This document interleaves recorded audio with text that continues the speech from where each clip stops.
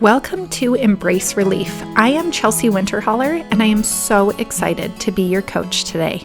This is episode 130. I have been absolutely obsessed with the word resilience lately, and today I'm going to tell you exactly why, and just how to help your kids be resilient too. Hello, friends. Welcome to the podcast. Let's talk resilience. I have noticed, I must have heard the word resilience a couple of years ago. Someone probably said something to me that I felt like it was a compliment and had the word resilient in it. And ever since then, I cannot stop saying the word resilience. I see it everywhere around me. I see it in every single one of my friends. I see it in my children. I see resilience in my spouse. I see resilience in people walking down the street. I can't seem to escape seeing this beautiful, beautiful thing that humans do. So this morning, as I was thinking about this podcast, I was like, what is resilience? What is it even defined as? But I wanted to learn more. So I looked it up, and resilience, the actual definition, which I don't completely prescribe to, but I'm going to share it with you. It's the capacity to withstand or to recover quickly from difficulties. Now, I believe in the first half of this, the capacity to withstand difficulties, right? We can all think of times in our past that we were resilient, that we had things that we somehow withstood, that we overcame. Now, in the moment, we probably didn't feel like we were so resilient, but looking back on them, we can see that resilience. Now, the second half of the definition says to recover quickly from difficulties. And I actually feel like that is in complete contradiction to resilience. I have learned in my life that resilience has been built over time. It's actually been a very slow, progressive growth for me. And it's not like I learned resilience yesterday, and so now I have it. It's that each new challenge and each new difficulty that I am presented with, I then build resilience in that area. So when I exercise and I'm building resilience in my calf muscles, which now that I said calf muscles, I could definitely improve this area, but I find so much strength in those muscles as I build them and build them and build them over time. And it's painful. It hurts. It doesn't just happen overnight. I have to continue to work that specific muscle in order to find the resilience and the strength to move forward. But that resilience that I build does not transfer over to the strength in my biceps. I also have to spend time there building different type of strength, building resilience in a different area of my body. And that's how I feel our bodies are. That's how I feel our hearts are. I feel that we have 800 different areas in our hearts that all get the opportunity in this life to build resilience. Now, I don't always say that we get the opportunity to build resilience. I have not always prescribed to that, especially when I am in the thick of a problem. When I am in the thick of a battle, I have a hard time being grateful for resilience. But again, I want you to think back on times in your life that you have built the most resilience. You are not thinking to simple day-to-day moments of your life. The things that come to mind are the big, my whole life is crumbling down moments.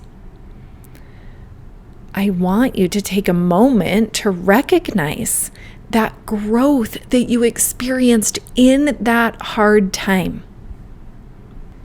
One of the hardest things I've ever had to do in the past few years of my life was moving away from my hometown of Montana.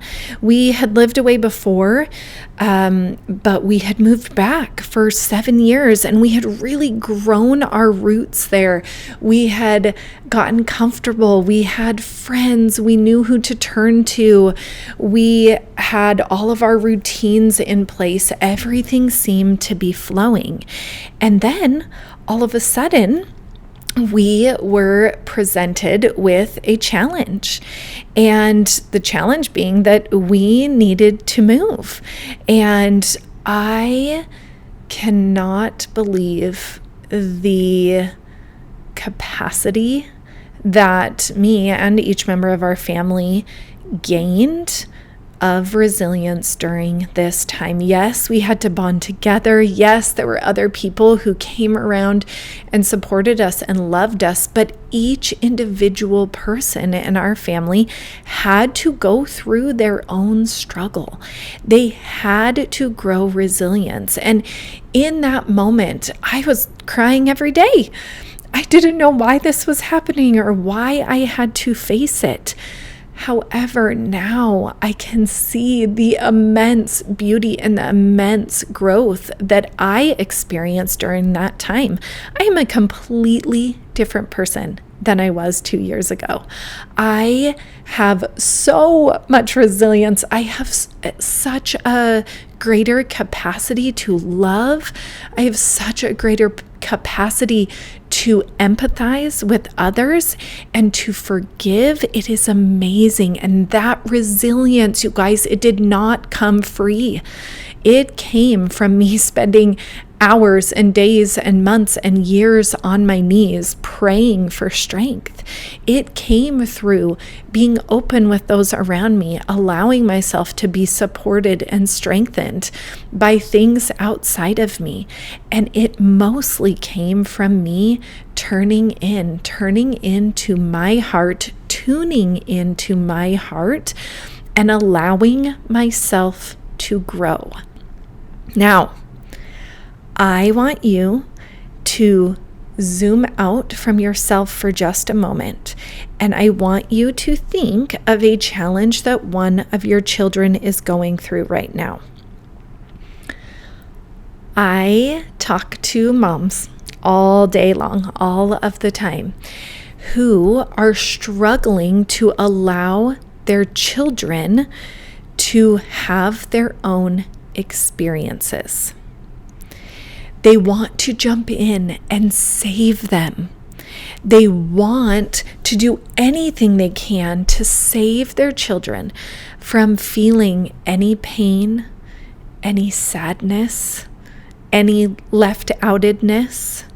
And it's okay, because you're a human mom, and you would not be a human mom if you did not feel compelled to rescue or save your child. However, what that creates for you is pain stacking on top of their pain.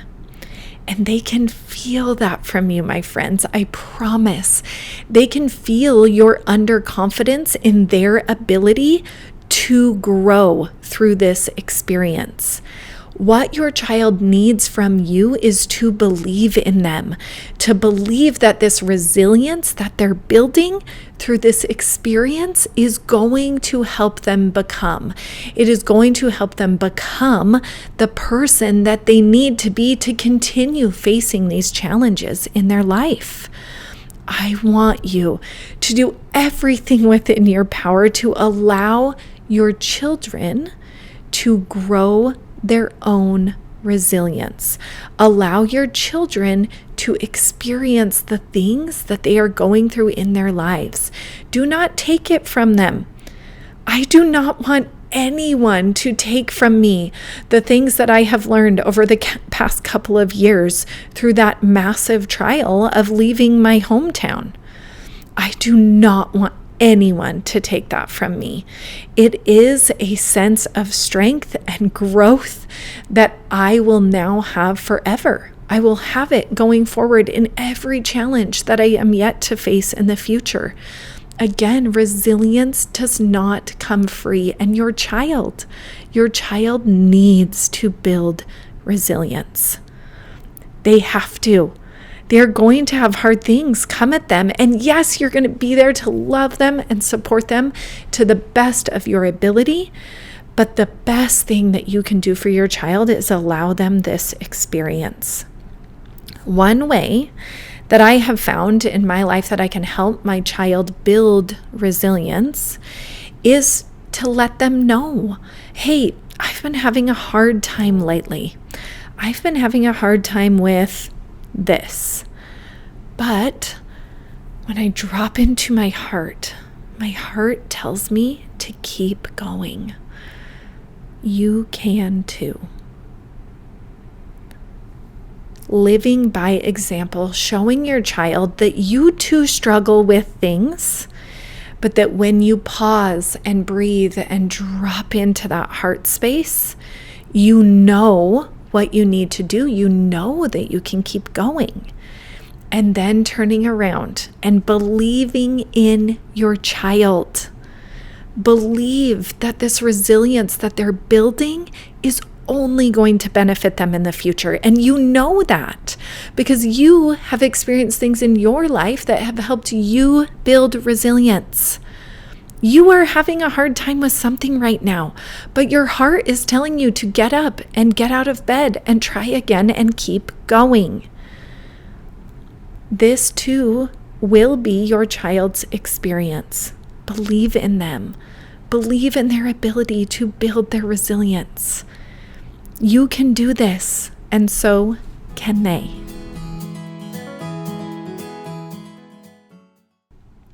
If this resonated with you today, I want you to do two things. Go to my website and set up a completely free consult. We can talk one-on-one. We can figure out what areas of your life you want to zoom in on and really figure out what emotions are fueling you today. And second, I would love you to share this podcast with a friend. If it resonated with you, it will definitely help them too. I'll see you soon, friends.